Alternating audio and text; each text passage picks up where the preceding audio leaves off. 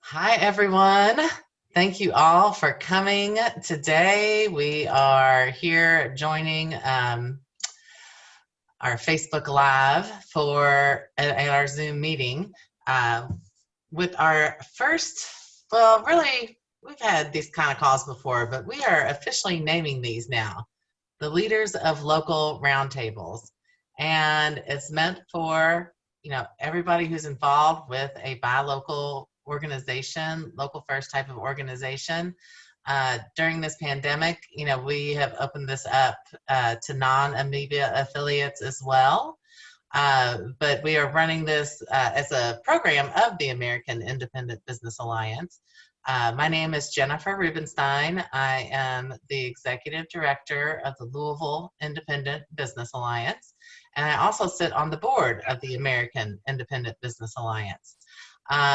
When we tried our call last week, we did it as a webinar, or actually it was a couple of weeks ago.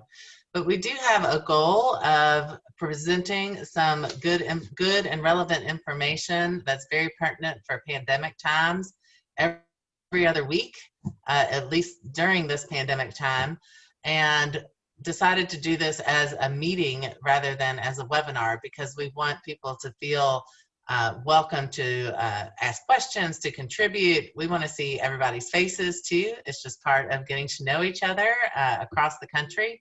It's very hard sometimes to feel connected when you're the only organization of your type in your city.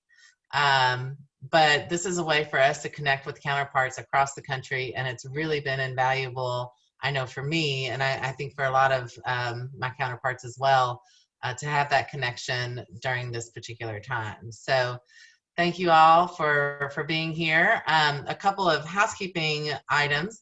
If you want to, as we move through our presenters, with a meeting format, I think it's automatically on this grid, that kind of Brady Bunch format where we're all looking around. But if you want to see their screens better, you can change it to speaker view, which is in your upper right-hand corner. And that way you'll see the speaker's screen very large. And then when we get to the Q&A section, you can, kind of switch back to the Brady Bunch format, as I like to call it, the grid view. So we also do have the chat box enabled. We also have 7-year-olds popping into the call occasionally. So yes, that's what I'm for. Okay. And so we can still use the chat, etc., because I know it's hard for this many people to be talking all at once, but that way we can kind of organize our conversations and things like that. So I need to go. Okay. With that, I'm going to turn it over, I believe, here to, and then Derek Peebles couldn't join us at the beginning, but he's helping to join us at the end. He's the executive director of Amoeba, so he will be on this call very shortly just to give a little overview about what Amoeba is up to. But the purpose of our call today really is kind of about, some more best practices that we're changing as we're all starting to reopen, etc.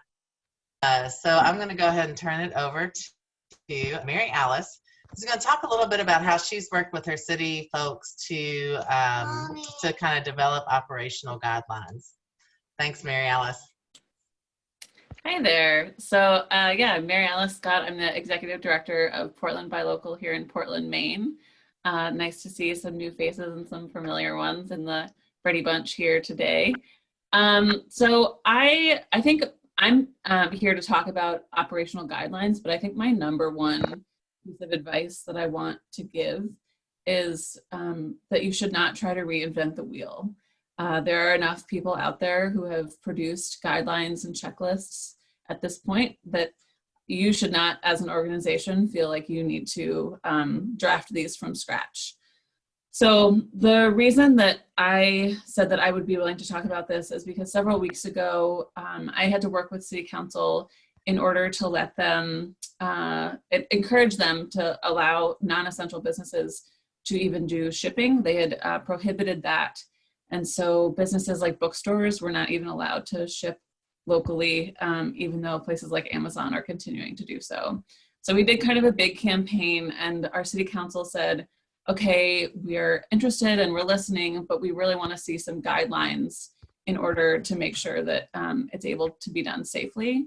And so I actually reached out to Amoeba and to see if there were any connections that I could get through the American Independent Business Alliance, and said, has anybody else had to do anything like this? Does anybody else have any experience? And actually, the folks in Texas had a good example for me to start from.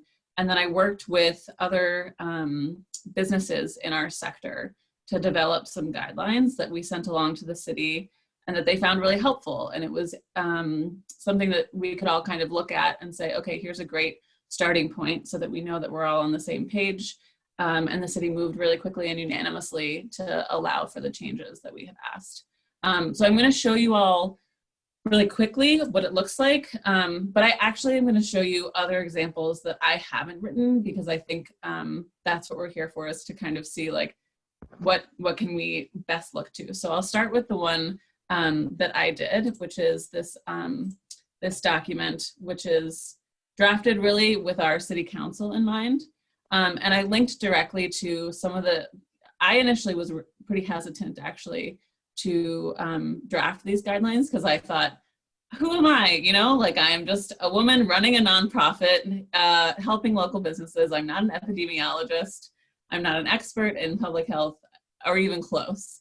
But the city made it clear that they really wanted to hear from sectors and from local businesses. And so I made sure to to reference OSHA and the CDC, as I think we all have been doing, but I think it's important to always do that. So we highlighted kind of overall best practices, and then we also highlighted best practice for curbside pickup, local delivery, and for shipping, as well as closed door activities. So the reason we kind of broke it up that way is to make sure that it was really clear that each of these kind of require different activities and different levels of precautions. Our city council was really restrictive at first about whether local businesses could even go into their spaces. So local yoga studios, for example, were basically told that they couldn't go to the yoga studio to record their practice and have it be like an online interactive course for folks. So it was really restrictive. And by putting those together for city council, they were able to kind of ease up on the individual business owners, particularly, you know, the sole proprietors, the really, really tiny businesses who are not interacting with other people when they're going into their business. So that's what I wanted to start with. But I also wanted to just highlight that the resources that I am now linking to more than anything else are our state guidelines. So I'm going to open that. I'll share that one with you. Yeah, so here's this one. This is actually the Texas one, but, and it was really helpful. That was kind of the one that we drafted. So I wanted to share that.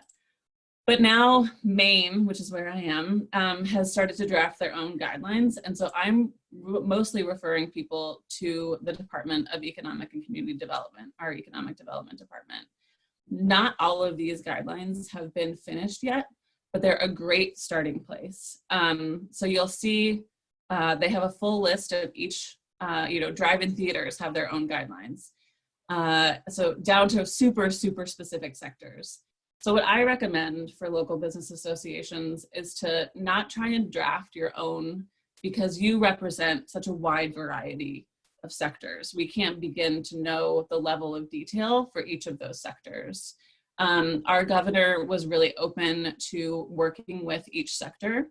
And so that's been a really helpful thing to be able to facilitate the process, to say, if you are a gym studio or if you own a local independent music venue, then here are the resources that we've seen in other places, and here's how to connect with the governor to make sure that you are getting your voice heard.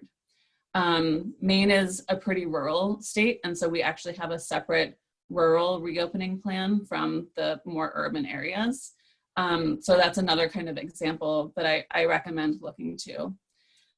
The other example that I wanted to lift up, and I don't know if any of them are on this call, but I just wanted to lift up Arizona Local First, who created this resource page that is really phenomenal.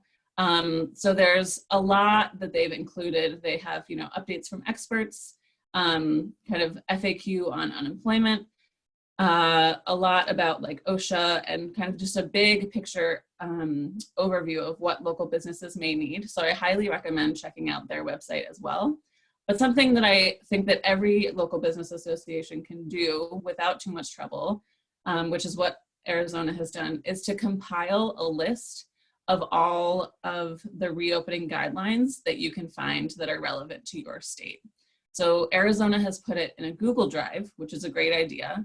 If you don't have a hub like Maine does here on our state's economic development department, then it's a great idea for you or some volunteers to help research, find what guidelines are already in place, assemble them all together, and use those as a basis for helping to facilitate the creation of any new other guidelines. So that's all I have. I think it's a lot of information, but I think that my takeaway for sure is that we don't need to feel like we have to reinvent the wheels. I think there are a lot of people throughout the country who have started on this process.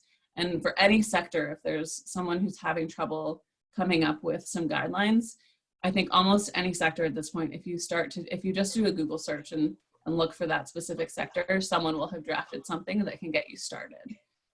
So I think that is kind of the takeaway, is for us to act really as a hub rather than feeling like the onus is on us to fix every sector. Thank you, Mary Alice.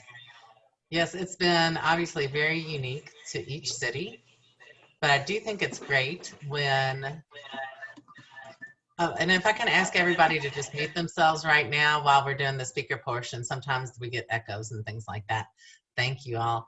I do think it is a wonderful opportunity for our buy local groups to be part of this conversation and to be kind of elevated to a leadership role when the city is talking, et cetera.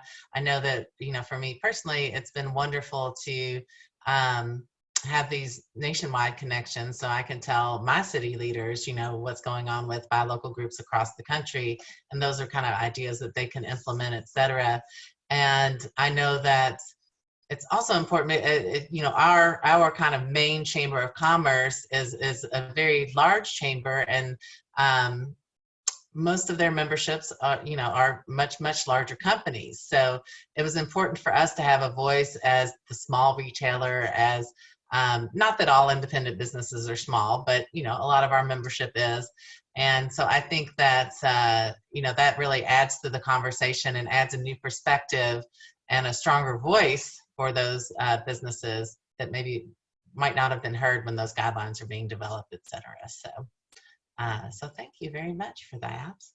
And so we'll kind of, I think for now, we're just gonna kind of keep going with kind of comments and chat, just, you know, kind of putting them out there in the chat and in the Q&A boxes. And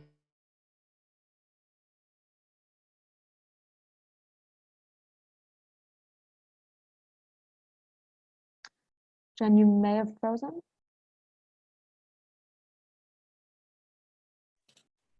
It looks Okay. like Jen froze. We'll give her another second. If not, I can jump in. I think I'm up next. All right. That second passed. Jen, once you unfreeze, you can rejoin the conversation. But I'm gonna hop in here. So I think I was next in the queue, and I'm gonna be talking about town halls, which is a really good way of connecting with your members during this time. Previously, we had found that it was hard to get members in a room. 5 members, 7 members. I mean, it was very difficult. Now everything has changed. So we find that, you know, sometimes we'll have 45 members come and join us all at once. And so it's been a really nice way for us to interact with our members, to share information directly with them, but also to hear from them and to get a sense of what their priorities are. It's also been a really nice way to build community. And I think that, like Mary Alice and Jen may have said earlier, maybe one or two of them might have both said it, often we are isolated as executive directors or, or representing organizations that are usually one of one in our communities, maybe one of two, but often we stand alone. Like that, our business owners themselves are isolated because they're running a business, but there's no one else often if they're running their business alone to connect with. And so we found that building community has been really pivotal in this time. So I'm going to share my screen as well. And feel free to, if you have any questions as we go, to chat them. So when you're preparing town halls, and we've started doing them weekly, we've actually had, this will be our 9th one. We've done them every Thursday. Initially, we were experimenting with times, and we found 7 p.m., 6 p.m. was a little bit too late. That overlapped with dinner. And like 2, 3 p.m. was a bit too early because folks often had conflicting meetings. So 4:30 to 5:30 is the time that we've settled on. But you can see that if you're looking at our calendar, we've had them ever since the first week, which was March 19th. So we've had them every week since, and they've developed different themes. And so the first step that you'll want to do in organizing one of these is to identify the theme and the speakers, if any. We've had speakers every session, and to start marketing it. So you'll want to email your members. You'll want to put it, if you have a calendar, include it in your calendar. You'll want to make a decision about whether or not to list the Zoom information out there. We do. We haven't had any problems with it, but it is a risk, and you might want to collect RSVPs. I've just been very, it's been busy, and so it's one less step for me, and that's why I've been doing this. But you might prefer to collect RSVPs. I just put the Zoom information out there. So highlight it on your calendar, highlight it across social media. Here are some of our social media accounts. So you can see this is from May 6th. This was last week. And we were talking about the CRA's Cambridge Redevelopment Authority's new small business grant loan relief program, ideas for the Small Business Advisory Committee, and brainstorming how to reopen their businesses. That was the theme for last Thursday, multifaceted theme. And we started highlighting it in Twitter, Instagram. This is a different one. This is from 4 weeks ago, and also on Facebook. So we highlight every community we call them community conversations. They're also welcome, open not just to our members, but to any community members who want to join. So we've had a lot of folks join, and it's been nice having folks from other places come, and non-members too. So yeah, you'll want to highlight it. This is an example of us highlighting it over our newsletter. So we put out newsletters at least once a week at this point, sometimes 2 or 3, maybe 4 times a week. And these are community newsletters. They're not just emails to our members. Our members get more emails. And so here you can see we're highlighting the Cambridge Local First Community Conversation. Here's another example. Join us for our weekly community conversation. If there's a specific theme, we highlight it here as well. And then I include the link to the Zoom information here, and I also just include it right in the email. This was a really fun community conversation. We had a few folks join us kind of like this and share best practices. So Jen was able to join, and a few others as well. And so we had folks from Louisville, DC, Austin, as well as Somerville, our economic development head in Cambridge. And we had hoped that someone from Berkeley could join, but then her Zoom didn't work that moment. But that's okay. Things are going to happen. So you have to kind of go with it. But yeah, this is a newsletter. And here's one more. This was actually our very first community conversation. You can see that the format evolved over time, and that's going to happen too. But this was the marketing for that. Okay, so then when you get to the conversation, what I do is I have a Google Doc, and I take notes as I go. The notes are public. Right now, I've made them view only, but for the first 8 weeks, they were editable. So anybody could go on and edit them. And I do make them editable during the conversations too. But now that this one is like 60 pages, 42 pages, I have, I've made it view only, but it's public, anyone can access it. So this is the agenda for Thursday's conversation. Tomorrow, we're gonna have a conversation on reimagining public spaces with Andrew from the Better Block. We have some recommended reading. But then you can see these are past conversations. So what I do is I highlight, usually I start with updates. So these are various updates. And if there's a theme, like discussing the Small Business Advisory Committee, we get into that too. And I take notes profusely. And I also track attendees. And the reason I do that is because I send a follow-up email, and it's helpful in responding to them. So I track And also, it has multiple purposes. When you track emails, folks can then reach out to each other as well. So it decentralizes the information and it makes it more democratized or accessible. And it's also nice just to see the representation of folks. So you can see there's a lot of Somerville, not just Cambridge business owners. We have some nonprofit EDs and visitors too. And then I keep them all in the same notes. So every meeting note from all of our community conversations is here. This was updates on, the theme is at the top, updates from the city, state, and federal governments and Cambridge Local First. So here we had city updates, state updates, federal updates, and then CLF specific updates. And we just went through them. We do 1 hour, and I'm pretty strict. At the hours mark, I say, okay, the meeting's over. I'm happy to stay if folks have questions, but I want to respect everyone's time. So they know it's just an hour. The first one went over by an hour, but since then I've been pretty good about it. And again, I track attendees. Yeah, same thing. So here, updates from the city and Cambridge Local First, and I just take notes. It's helpful if you have someone else to take notes. Sometimes I do, sometimes I don't. Yeah, list of participants, and it goes on and on. Oh, this was the great panel conversation that we had a few weeks ago. So these are the notes. I can send these out so you can check out the template. And then the last step is I send follow-up emails to everybody. So what I do is I just put all the emails, I BCC them into an email, and I email everybody. And I usually highlight the key items. I won't highlight everything. So this was from May 7th. This was our last Thursday community conversation. And I just highlighted, we have a Love Letters to Cambridge Local Business Facebook group modeled after the Austin one. Yeah, Dixie, it's been really nice. People really enjoyed the Facebook group. So it's such a good idea. And actually that's a best practice that I learned from our panel conversation when Rebecca and Dixie joined us and a few others at this point 3 or 4 weeks ago. And a lot of folks are taking notes and learning best practices. So this is an example of a follow-up conversation. Here's one from April 30th. I highlight some key items and I send them the notes as well. And if I record it, I share the video too. And then here's my last one. So this is the one from April 9th. We had talked about, I think this was about, well, a lot of information, lots of information. And so I just shared some of the key items. So that's it. So that's the town hall. I think I found it to be a really effective tool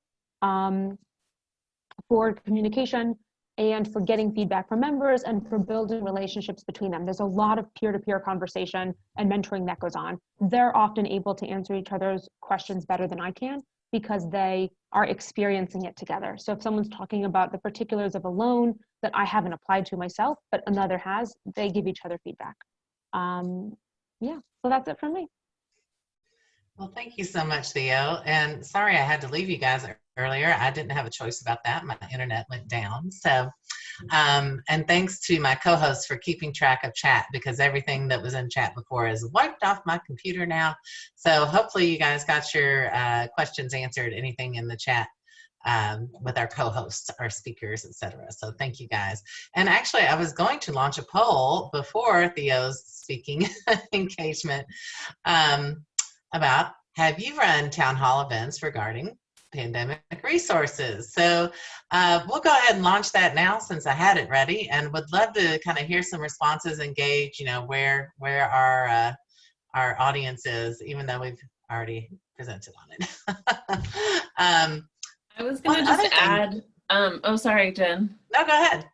I was just going to add, so yeah, we recently started doing town halls and not everyone is as much of a rock star as Theo. And so I was a little intimidated I'm a staff of one who feels- Me too. And it's like, whoo, gosh, there's a lot to do. How do we do it all? And so I actually partnered with our local downtown association and we're doing them together. And so it's been really nice. We have kind of increased turnout because of that. And it also means that I'm not the only one who has to worry about scheduling and finding guests who are relevant and helpful and informational, like experts. So that's been a really great way to ease the burden of that a little bit. Yes, that makes sense. Yes, Mary Alice. And I would say too that Theo's are kind of like the gold standard of the town halls because I do run town halls as well, and I do actually have another staff member besides myself, and I don't go to quite the level of detail, but I do think, like I said, they are the gold standard and something to strive for. But just because you can't fulfill every aspect of that doesn't mean you shouldn't have them or that you can't have them. People are very appreciative of community right now. So, and it looks And like just one note, most of the. Just a quick comment. It's a very low lift of all the things you're doing. All it is putting together a calendar invite, sharing it with people, and then showing up. So at the very least, like it doesn't have to be a huge amount of work, and the value is tremendous. And people keep coming back because they see the value. Very true, very true. And it looks like a lot of our organizations have not hosted one yet, so hopefully this will help give them the tools. And one thing, when we send out follow-up information, obviously we'll have all of our contact information on there as well. So if you have further questions, etc., we're happy to share those resources as well. So I'm going to end that poll.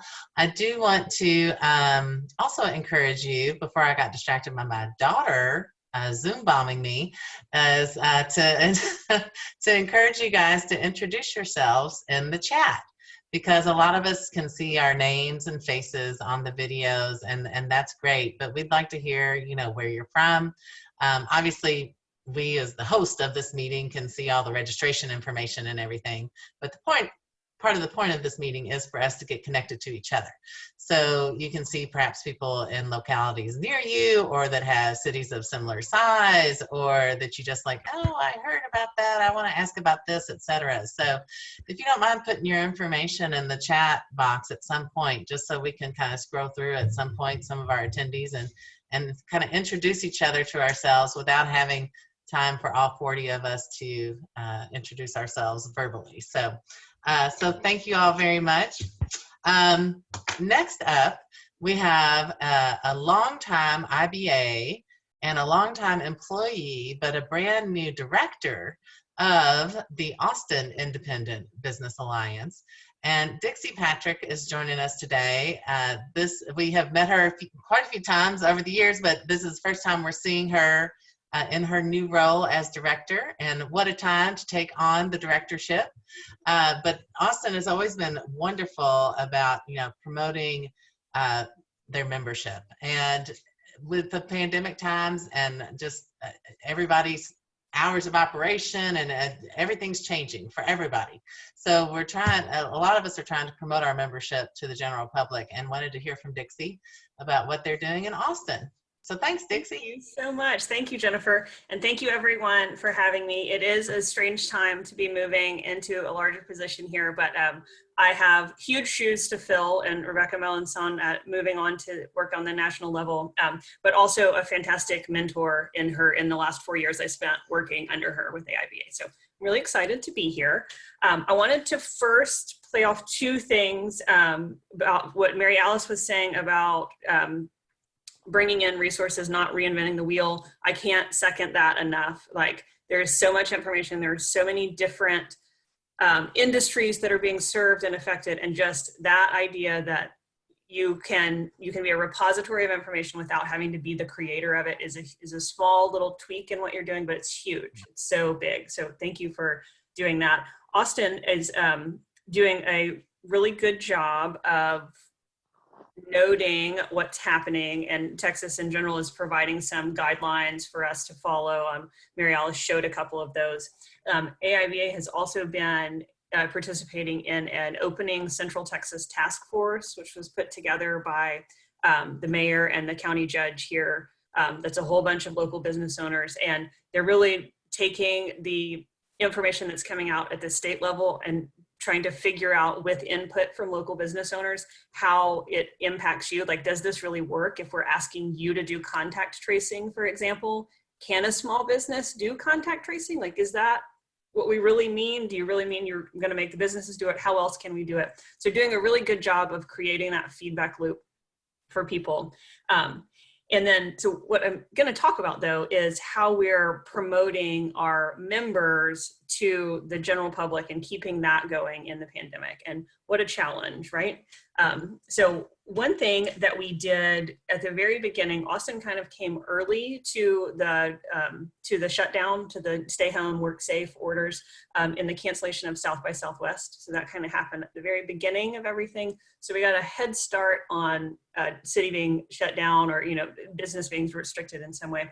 And from that, we created this local business serves. Let me share my screen, which was the first iteration of let's see, there we go. First iteration of how can we tell people who's open and who's not open. And so what we usually do is we usually focus, solely on members and that. And this we opened up to anyone who's owning a business in Austin, like what's happening? Are you open? And it's kind of morphed over time. First it was, are you open at all? Are you letting people come in? Or, and now then it moved to curbside. Texas instituted a retail to go situation, which lasted all of 3 days before our governor changed it and called it something else. And so its ability to kind of change that going forward. And so it still exists. And as Texas is starting to reopen, as people are slowly reopening, this is gonna let us do that. I will say we, over the past couple of weeks, we're working with a department in the city that had a location situation going on that I thought we were going to be able to tap into and kind of connect everybody all together, have it be searchable and mappable, and everything was going to be gorgeous. That is not really coming to fruition in the same way I thought. But because I'm part of this group and they have such amazing resources, we are working with someone who Theo told us about to get a map done to get this more searchable. And they are a fantastic company so far. So we're looking to take this, and let me scroll down just a little bit, take this this is great information to have here if I want to know if, Austin Natural Soap is closed or not, or if I can do curbside pickup. But wouldn't it be great if I could search for something that I'm looking for? And we don't have that in terms of who's open and who's closed right now. So we're moving forward with that. Thank you, Theo, for recommending them. They're incredible. I think Rachel is her name, and I cannot for the life of me remember the name of her company, but we'll put it in the chat. So that's something that we're doing and businesses are able to update as they go, like as they decide to open, as they decide to do curbside, as they decide to let people in, as they start delivery or stop delivery, it's all gonna be in there. So we're very excited about the next iteration of this. The other thing that we did, I'll just show the other thing, that we do all the time that we're continuing to do is a thing called Latest from Your Locals. So just on our main page here, Latest from Your Locals is what we always do for members. So if you have an event coming up, like this is where we put it from here, and it flows through here. This is what's happening right now in Austin. And it allows us to also push these things out through our social media channels. So we're taking this thing that we have always done, and we're doing it and continuing it in the time of, the pandemic. So there's a lot more webinars that are happening about what to do. There's a lot more, the Chronicle, our alternative newspaper, is returning to a print schedule so people can know about that. How can you do yoga, virtually, and all of these things. That we're doing this. So this is something that we do for our members all the time, and we're kind of upping it. We're telling them, come, let us help promote you in all of these ways that we can. We already have a format for it, so let's just use that format instead of reinventing the wheel there. And then one last thing I wanted to share, Theo mentioned it earlier, the love letters to local business, which is a cute little thing. And here is our version of it. This was very quick to set up. It's just a Google group that anyone can join. It's a public group. We set the no requirements to join so people can hop on. And the idea is it was a way to get social media information out about businesses without them having to create the content. So you can talk about yourself, but you can only talk about yourself for so long, right? So wouldn't it be great if we could get somebody to come on and say, for example, how much they love Kirby Lane, or this is one of my favorite ones. This is like 3 local businesses in one. She wants to buy skates from somebody, she wants to go somewhere else, and she wants to eat at Crown and Anchor, right? So like it's all these things, and it's getting our businesses some social media love, And it's also getting other eyes on them. So it's helping you out with some marketing, even when you don't have a huge marketing budget. And it's a lovey-dovey thing, right? Like it's a good feeling for the business owner who's shut down now to know that somebody's out there saying, I wish I could have a Crown and Anchor burger, or I wish I could have, you know, pancakes from Kirby Lane. Like that's what I really want. And to kind of hear that, especially for some of our smaller business owners, that just like, people are waiting for me to reopen. I will have customers when this is all over. They do love me, you know, that whole thing. So I think that's my time. Those were the things that I wanted to share. Thank you for having me, though. This is awesome. Absolutely. Yeah. Thank you very much for being here. So those are all amazing things too. And one, I forget to, what someone had messaged me as well to kind of find out a little bit more about our organizations as far as the size of our organizations.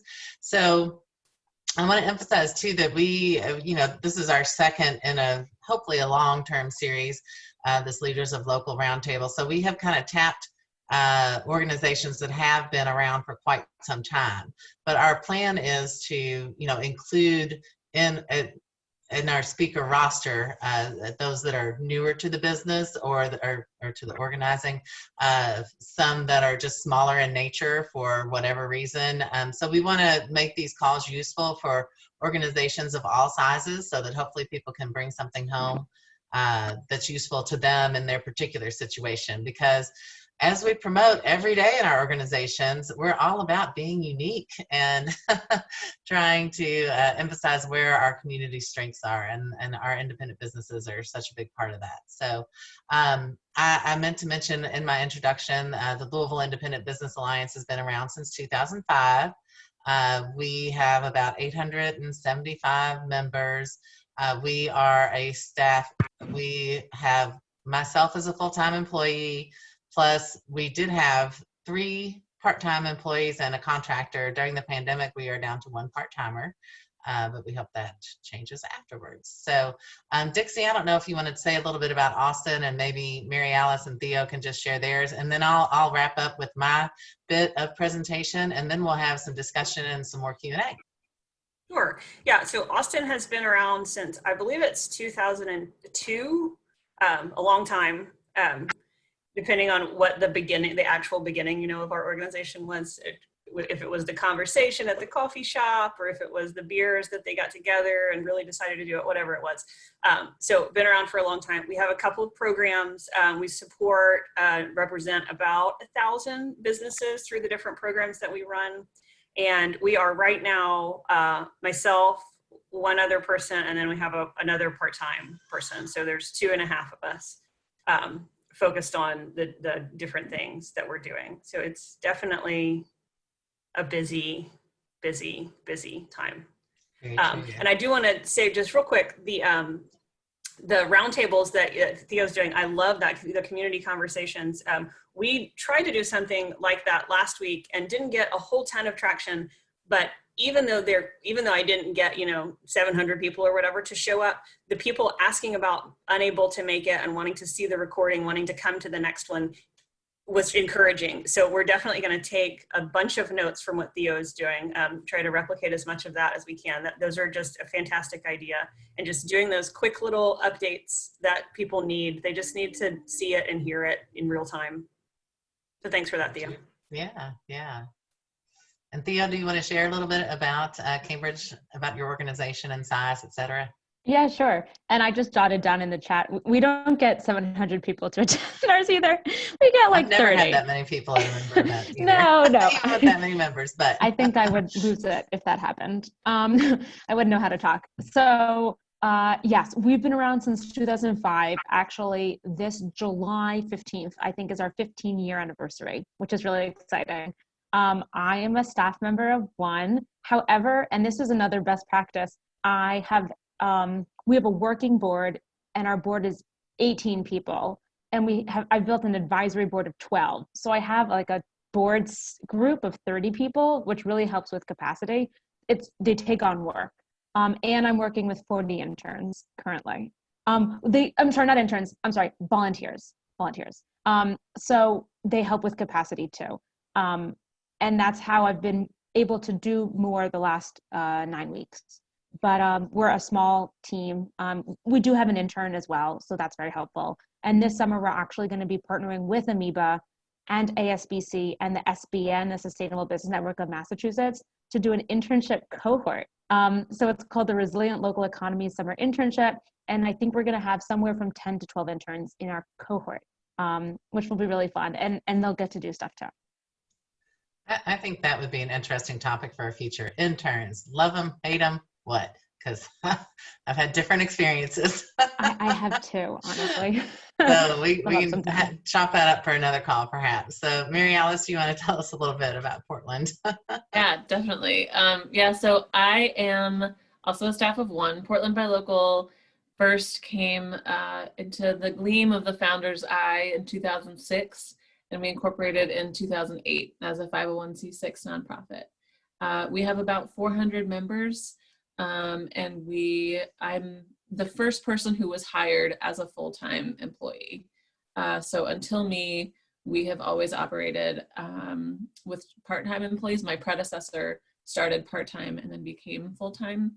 But the issue for us to be able to grow to that size was really to be able to get enough members. And then we were undercharging for our membership. So we actually increased our membership dues last year to about $120 for most businesses.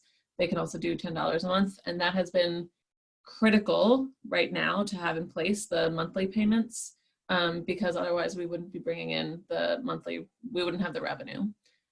So I just want to mention that as an option. But so we're about 400 members and don't have nearly the volunteer capacity that Theo does, but that's another great thing to aspire to. And a whole nother call too, setting membership dues. So all these fun topics. So yes, I want to just share my kind of last topic for this particular webinar, and then we can have some Q&A, some discussion, etc. So I'm going to share my screen. One thing that, wait a second, what is this? Oh, okay, sorry, I'm a host, so it's a little different than the way I normally set it up. Here we go. Share. So this is kind of a PowerPoint presentation. So my topic is kind of building consumer confidence through transparency.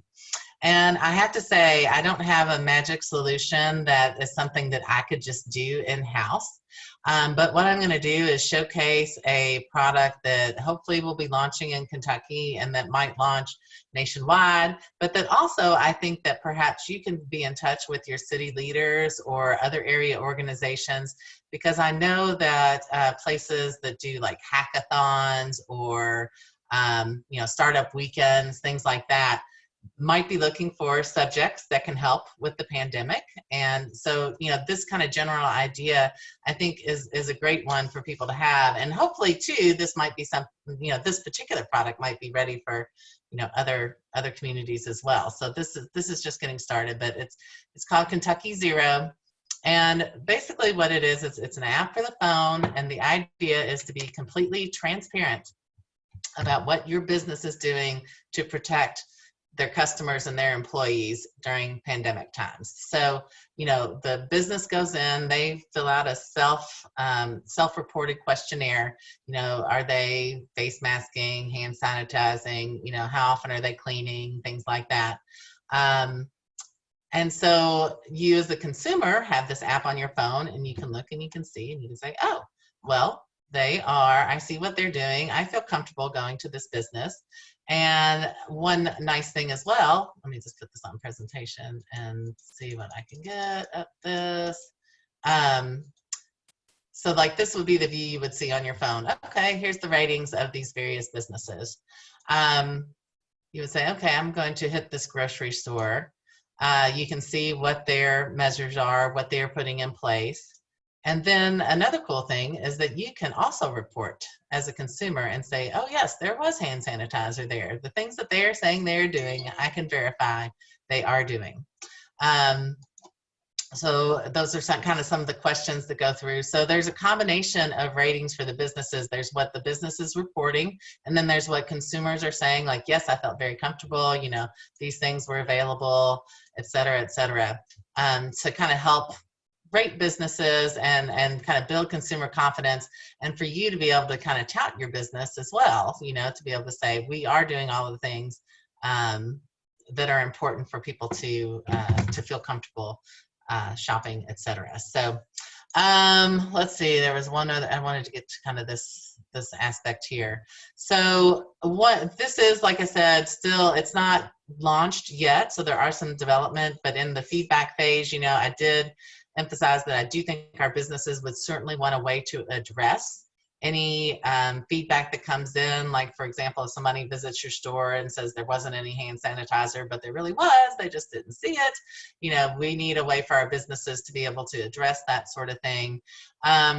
But this is kind of an idea that I thought was really interesting to kind of help build that consumer confidence, because we all know that just because you're open, it doesn't mean that people are going to come. It doesn't mean necessarily that people should come if it's not a safe place to be. So there's a lot of precautions to take and that sort of thing. And obviously we all have to keep an eye towards, you know, virus numbers, et cetera, you know, to see where we need to be on reopening, and every state is different on that. But you know, as you open, this is just kind of a tool that might be a possibility, or something that you could consider, you know, recommending to other people for, and really, even if it's not using an app like this, it is something to let your members know that they need to be transparent with their customers about what they are doing to protect people that are coming into their store. So with that, I'm going to stop my share. Mine was a very short little piece of this, and wanted to kind of get into a little bit of our Q&A, etc., for a few minutes here.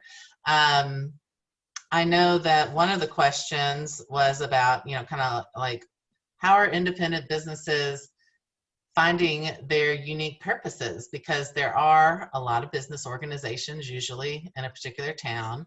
Our niche is that we're local and independent. And so I'd be happy to have, you know, some of our participants unmute themselves or raise their hand, whatever you need to do to kind of give their thoughts on that.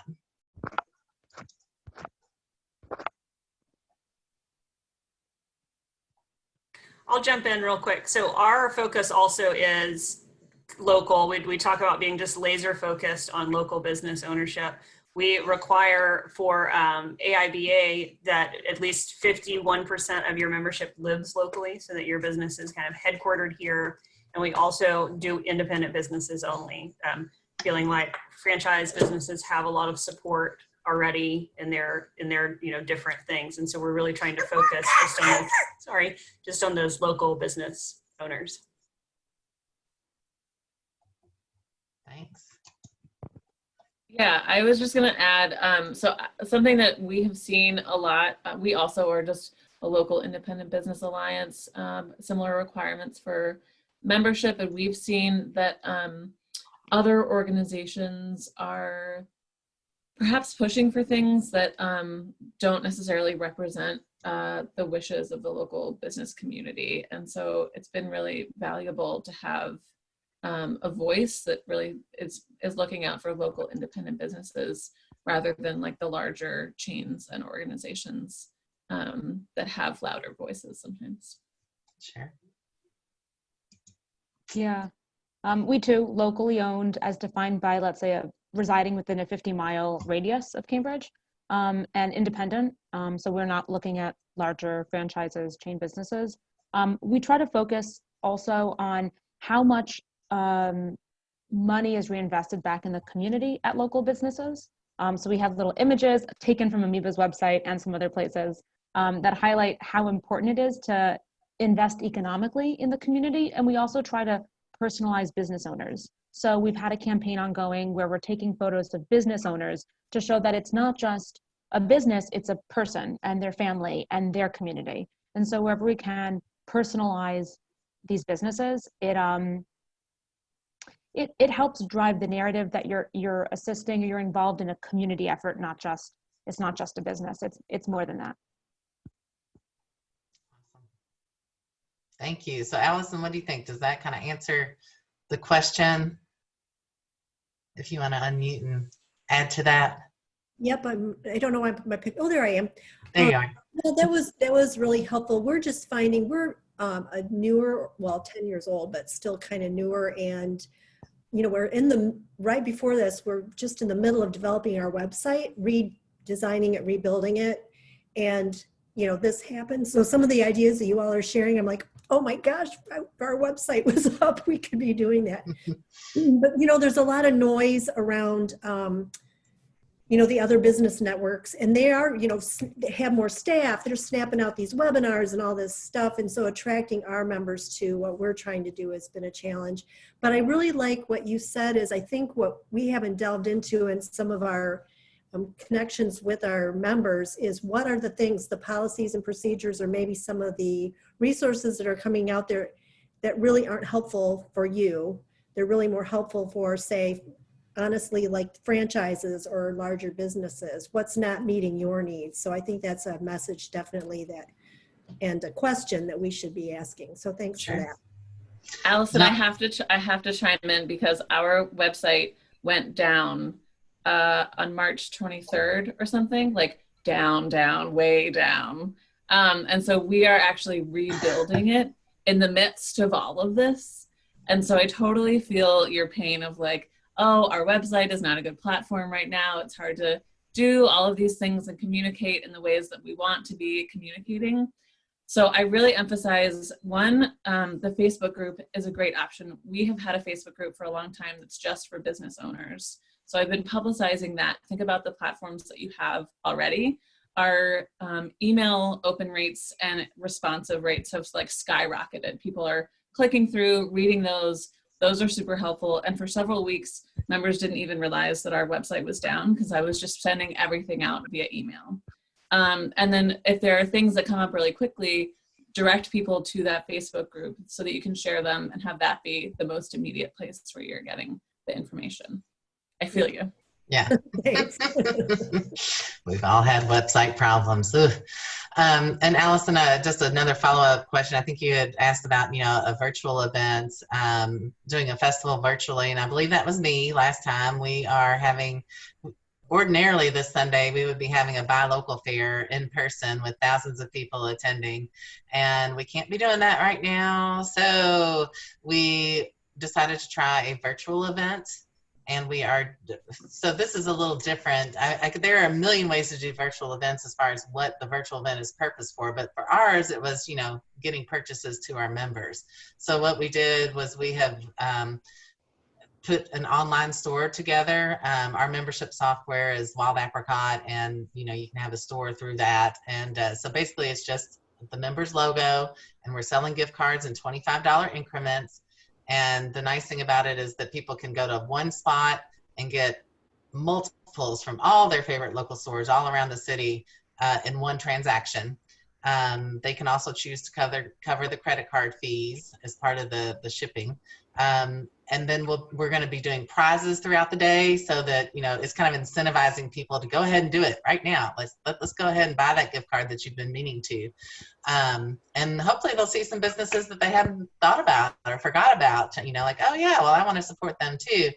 And then we had sponsorship for it so that we were able to do some, promotions for it leading up in advance, the media partners. And then we're giving away some money for people to spend throughout the week on Facebook, trying to get some more promotions out that way. And it's kind of a combination between our Facebook event where we'll be posting updates and things, and then our actual online store, which is hosted on our website. And then the last aspect I'll mention about that is that we are doing some showcases, a couple showcases leading up to the event, and then a few during the day from some of our sponsors. So like jewelry design, floral arranging, a cooking demonstration with local mushrooms, things like that. Now, will it be a success or not? I don't know. We'll see Sunday, so you can ask me on Monday. So hopefully that will go well. We're getting close on time here. I wanted to do, I guess, one more question. Mary Ann had talked about Hangouts. Kind of if we had done informal hangouts, and I think Theo was kind of addressing that as well in the chat. Mary Ann, did you want to say anything about that, or Theo? No, it just kind of brings it back to that issue of you plan for as much time as you can. People make their presentations, and then it's like, okay, time, honoring everyone's time. We're all busy. And I feel like there are ways in which, especially if we're saying town hall or community conversation, the last thing you want to have is people feel like I didn't get to ask my question. But I think Theo addresses that with her copious notes and sharing out.